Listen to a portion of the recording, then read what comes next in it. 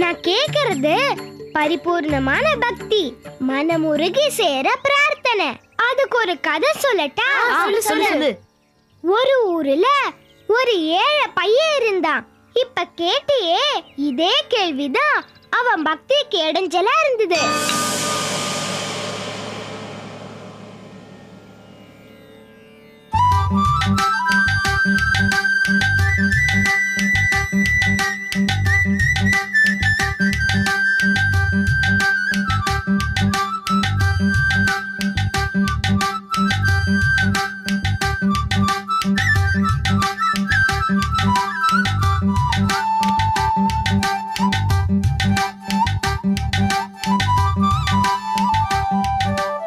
நாமளும் சாமிக்கு பூ போட்டு கும்பிடணும்.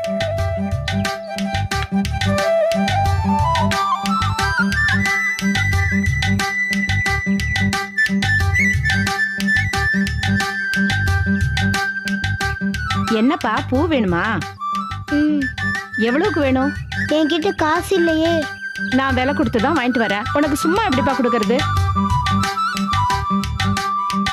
காசு கொடுத்து சாமிக்கு மாலை வாங்கி போட வசதி இல்ல. பூ மாலையோ இல்ல மனப்பூர்வமா ஒரு பூவையோ அம்மன் பாதத்துல போட ஆசைப்பட்டா. ஒரு தோட்டத்துக்குள்ள போனா.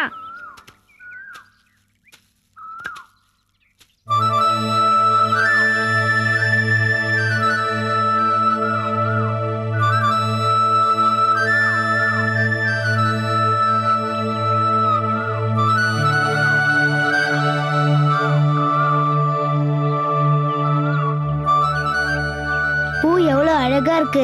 இதை நம்ம பறிச்சுட்டு போய் அம்மனுக்கு போடலாம். மத்தவங்க தோட்டத்துல இருந்து பறிக்கிறது தப்பு இல்லையா? பரவாயில்ல, இருந்தாலும் நம்ம அம்மனுக்கு தானே போட போறோம்.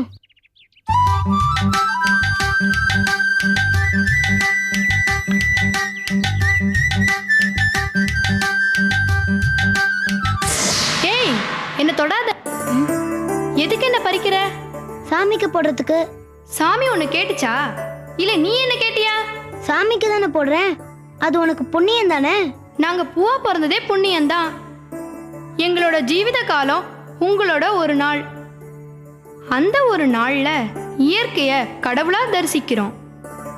எங்க வாசனைய காத்து மூலமா கடவுளுக்கு அனுப்புறோம். தேனீக்களா உலாவரும் ஞானிகளுக்கு தேன் தரோம். உலர்ந்து உதிர்ந்து மடிவோம். அது எங்க ஒரு நாள் வாழ்க்கையோட அந்திமா காலம். அரும்பாய் மொட்டாய் மலராய் இருந்து உதிர்ந்து முடிகிற என்ன என் கூட்டத்திலிருந்து பிரிக்காத, பறிக்காத. மூர்க்கம் காட்டுன முள்ளால குத்துவேன். அதுவும் அந்த கடவுள் எங்களுக்கு தந்த பாதுகாப்பு தான். போ, என்ன நீ பறிக்காத, போ. தம்பி, இங்க வா.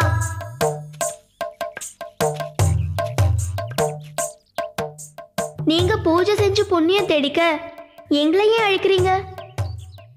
செடியை விட்டு பறிக்கிறீங்க, எங்க கழுத்து திருகி முறுக்கிறீங்க, அதுக்கப்புறம் மூச்சு முட்டை எங்களை தண்ணியில போட்டு முக்குறீங்க, அதுக்கப்புறம் எங்களை கழுத்தை பிடிச்சி நெரிச்சு நாரால கட்டி உயிரோட எங்களை துடிக்க துடிக்க தூக்குல மாட்டி கொல்றீங்க. இப்படி எங்களை சாகடிச்சு மாலையா தொடுத்து தன் கழுத்துல போடுன்னு கடவுள் சொல்லுச்சா? அப்படியே எங்களை சித்திரவதை பண்றீங்க. பூவா பிறந்து மென்மையா வாழற எங்களை சரமா தொடுத்து கூட்ட கூட்டமா எங்க இனத்தையே கொல்லாதீங்க, போங்க. தம்பி, இங்க வாப்பா. என்ன இப்ப நீ என்ன சொல்ல போற? உன்னை ஊசியால உடம்புல குத்தி கைத்தால கட்டினா என்ன ஆவ? சித்திரவதைப்பட்டு செத்துருவேன். அதேதான் எனக்கும் செய்றீங்க. உன் கைப்பட்டாலே நான் வாடி போயிடுவேன். என்னை பறிச்சு ஊசியால குத்தி நாரால கட்டி முதல் நாள் அழகுக்கு அழகு சேர்க்க சூடுறாங்க, சாமிக்கு போடுறாங்க. மறுநாள் என்ன பழைய பூன்னு சொல்லி குப்பையில போடுறாங்க. இப்படி வாடி வதங்கி சாகிறத விட ஒரு நாள் வாழ்க்கையில மனத்தை பரப்பிட்டு மடியறதே மேல். கடவுளுக்கு காணிக்க கொடுக்க ஆசைப்படுறியா? கொடு, உன்னை கொடு, உன்னுடையதை கொடு, உனக்கு சொந்தமானதை கொடு. பூக்கள் ஆண்டவனுக்கு சொந்தமானது. அதை எடுத்து அவருக்கே கொடுத்தா அதுக்கு பேர் காணிக்கை இல்ல, வழிப்பறி கொள்ள. புரியுதா? போ.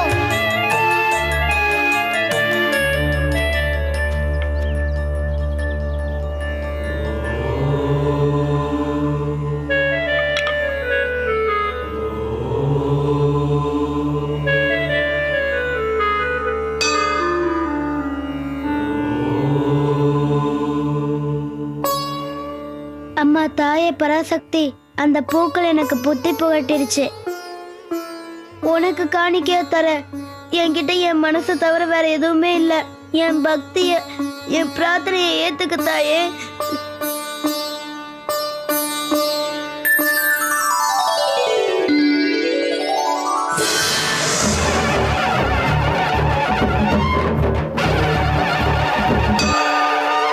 அவன் தந்த காணிக்கைதான் கடவுள் நிஜமா எதிர்பார்த்த காணிக்க. தன்னை நினைச்சு மனப்பூர்வமா சிந்துற ஒவ்வொரு துளி கண்ணீரையும் அர்ச்சனை பூவா எடுத்துக்கிட்டு அனுகிரகம் செய்யும் தெய்வம். உங்க மனச ஒரு பூவா கடவுள் காலடியில போடுங்க. அந்த மனசுங்கிற பூ தான் கடவுளுக்கு உகந்த பூ. பூரண சரணாகதி தான் கடவுள் எதிர்பார்க்கிற பிரார்த்தனை. இதத்தான் ஆதிசங்கரர் சௌந்தர்ய லஹரியில ஸ்லோகமா சொல்லியிருக்காரு.